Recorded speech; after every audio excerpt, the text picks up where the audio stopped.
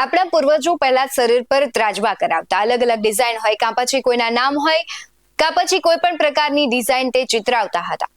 ધીમે ધીમે આ પરંપરા બદલાઈ ચૂકી અને હવે આધુનિક યુગમાં તેને લોકો ટેટુ નામ આપી રહ્યા છે. વિચિત્ર પ્રકારની ડિઝાઇન હોય, કાં તો પછી કોઈના નામ હોય, અમુક વખત ચિત્ર દોરાવતા હોય છે.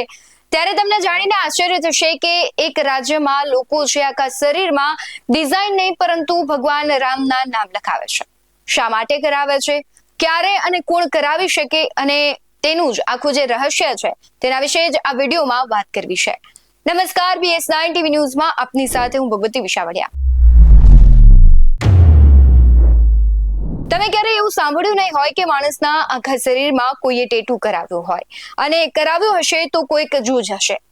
આખી દુનિયામાં ભગવાન રામના ચાહકો તો છે, પરંતુ આજે અમે એક એવા સમુદાય વિશે તમને વાત કરવાના છીએ જેમાં રામ પ્રત્યે અદ્ભુત લોકોની લાગણી છે. અમે વાત કરી રહ્યા છીએ છત્તીસગઢમાં રહેતા સમુદાય રામ નામીની.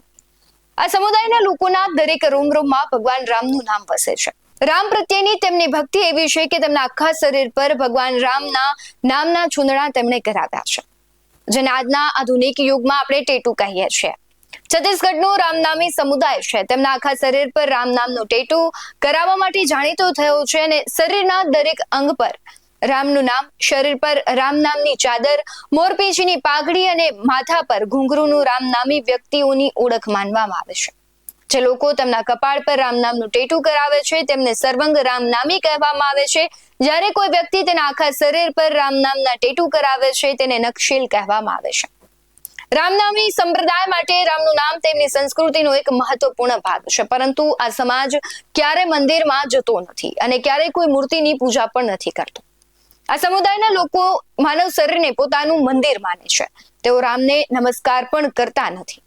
તેમની વચ્ચે રામ નામના ટેટુ કરાવવાની પરંપરા ખૂબ લાંબા સમયથી ચાલી રહી છે, અને તેમની પાછળ સમાજમાં એક મોટા વિદ્રોહની વાર્તા છે.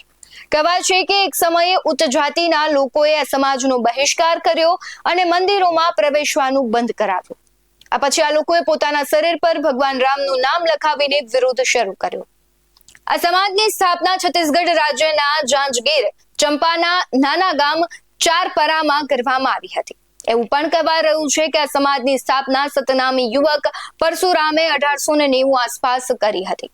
જો કે કેટલાક ઉચ્ચ જાતિના લોકોએ તેમને હેરાન કરવાનું શરૂ કર્યું, અને આના પર વર્ષ 1912માં પરશુરામ અને તેમના અનુયાયીઓએ બ્રિટિશ કોર્ટમાં અપીલ પણ કરી. જિલ્લા મેજિસ્ટ્રેટે પરશુરામના અનુયાયીઓની તરફેણમાં ચુકાદો આપ્યો અને કહ્યું કે રામ નામ કોઈ ચોક્કસ જૂથની મિલકત હોઈ શકે નહીં. રામ નામ પર દરેકનો અધિકાર છે. આ પછી તેમના શરીર પર રામ નામના જે ટેટુ છે કે કરાવનારા લોકોની સંખ્યામાં ઝડપથી વધારો થયો છે. આ પછી રામ નામના જે ટેટુ છે આ સમુદાયના લોકોમાં એક પરંપરા અને સંસ્કૃતિ બની ગઈ છે. તેમના વારસાને બચાવવા માટે આ સમાજમાં એક નિયમ છે કે બાળકો 2 વર્ષના થાય ત્યાં સુધીમાં તેમની છાતી પર રામ નામનું એક ટેટુ કરાવવું ફરજિયાત છે. રામનામી સમાજે તેનું અસ્તિત્વ જાળવી રાખવા માટે કાનૂની નોંધણી પણ કરાવે છે, અને હવે આપણે જોઈએ છે કે સમયની સાથે નવી પેઢીમાં આ પરંપરામાં ઘટાડો જોવા મળી રહ્યો છે.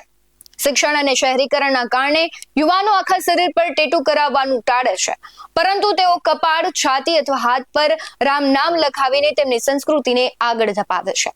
આમ રામનામી સમુદાય માત્ર ધાર્મિક ભક્ત નથી, પરંતુ સામાજિક સમાનતા અને બળવાની એક જીવંત પરંપરાનું પણ પ્રતીક છે.